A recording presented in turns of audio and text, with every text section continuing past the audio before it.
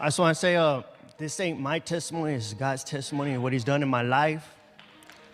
At 17, I got arrested and charged as an adult and was sentenced to 17 years in prison. Actually 20 years, but I did 17 and a half years.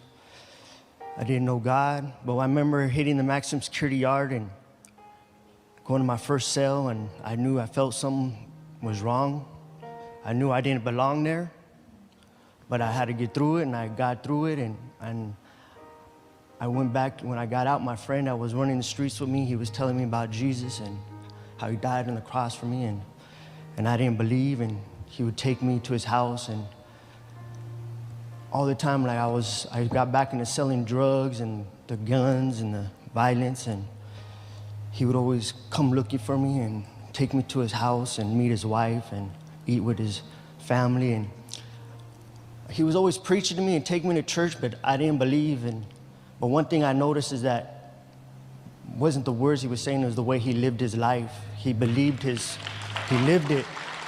And that's what stood out to me. So I ended up getting arrested and going back to county jail, and I know I was going back to prison, and this guy hands me the Bible and he said that Jesus died for my sin. I don't gotta live for this life no more. And I remember my friend Leo Cerna, who's probably watching right now, and I remember he told me that, and so I started reading the Bible and listening to this guy, and I remember calling my dad to county jail, and I'm like, this prison term's gonna be different, Dad. I'm reading the Bible, I'm praying. So I went to prison, I was preaching in prison. Everything I learned, I would go out there in the yard and tell people what God is doing in my life. And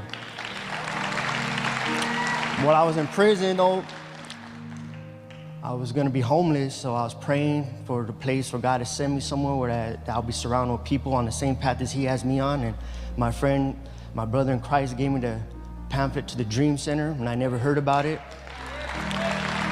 So I came to the Dream Center because I knew I was still fighting these spiritual battles within myself. I was institutionalized, I still had that street mentality.